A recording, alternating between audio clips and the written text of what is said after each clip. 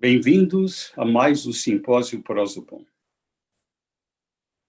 Um dos tópicos importantes no campo psicanalítico é reconhecer a importância da intuição,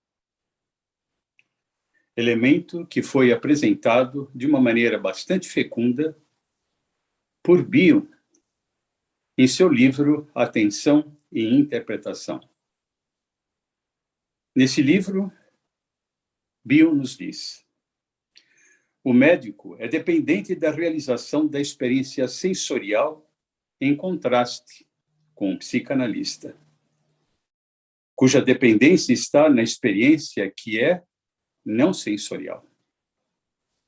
O médico pode ver, tocar e cheirar.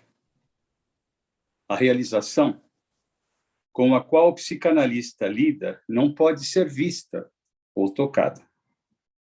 Ansiedade não tem cheiro nem cor. Por conveniência, eu proponho o uso do termo intuir como um elemento paralelo no campo psicanalítico ao uso do ver, tocar, cheirar ou escutar, realizado pelo médico. Nessa mesma linha de perspectiva, o filósofo cientista Pavel Florensky explicita que a possibilidade de conhecer do ser humano acontece por duas disponibilidades fundamentais.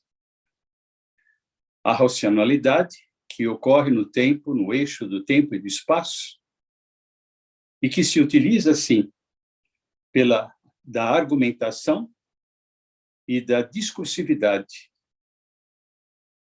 E ao lado da racionalidade, da discursividade, Pavel Florensky aponta a intuição como elemento fundamental de apreender um determinado fenômeno sem uma aparente mediação. Para Pavel Florensky, o acesso à verdade de qualquer fenômeno demanda a coexistência da discursividade com a apreensão intuitiva, da racionalidade com a intuição. Contribuindo nessa perspectiva está também o pensamento de Tarkovsky, que pode, de alguma maneira, trazer fecundidade a essa discussão sobre a questão da intuição. E Tarkovsky, no seu livro Esculpir o Tempo, nos diz: na ciência, quando ocorre o momento da descoberta lógica, ocorre o aparecimento da intuição. Na arte, como na religião, a intuição equivale à crença, à fé. É um estado de alma e não um método de pensamento. Ao assinalar que a intuição é um estado de alma, Tarkovsky chama atenção para essa disponibilidade fundamental de abrir-se, acolher, consentir, com apreensão daquilo que se coloca diante de uma determinada experiência. Aqui também, como em Bion, a dimensão da experiência é fundamental. A dimensão desta possibilidade de ter uma atenção aberta diante do fenômeno que se apresenta.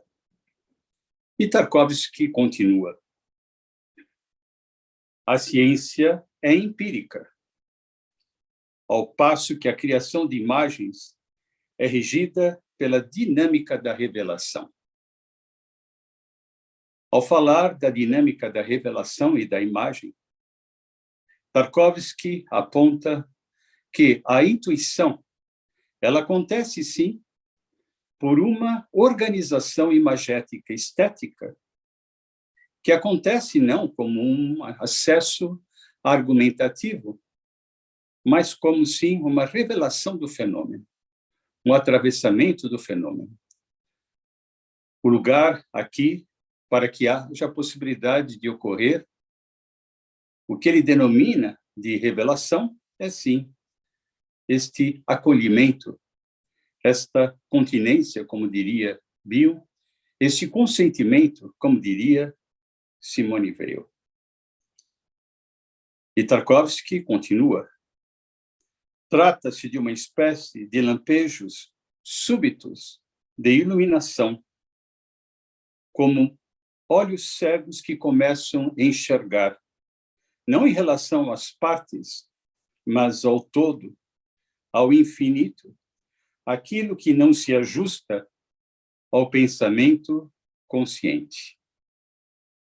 Tarkovsky reconhece que a revelação que ele denomina de acesso intuitivo ocorre como um fenômeno radical de alteridade, para além da consciência, do dinamismo pelo qual o indivíduo já sabe. Falar de olhos que não enxerga é falar, sim, estar numa posição de não saber, de ignorância, que permite, sim, que o acesso ao fenômeno, no nosso caso, o acesso ao evento psicanalítico, pode ocorrer, sim, como uma apreensão de sentido que se coloca de uma maneira imagética.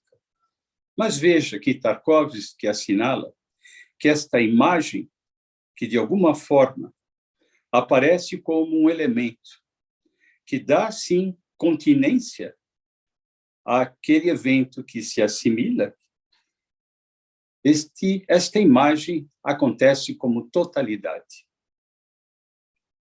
Isso me parece extremamente interessante, porque também Winnicott, em uma de suas cartas apresentadas no Gesto Espontâneo, afirma: num determinado momento, comecei a perceber que já não mais utilizava ideia de símbolos, imagens de símbolos parciais, mas comecei a perceber que as imagens que eu enxergava na situação clínica falava, assim, de uma totalidade, da experiência de si, da experiência da maneira como o indivíduo apresenta o seu modo de ser em um determinado momento.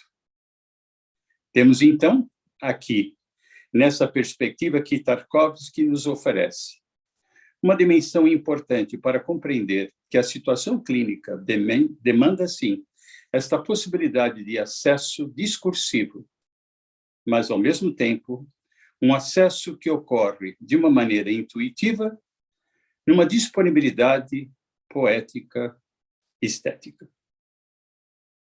Muito obrigado.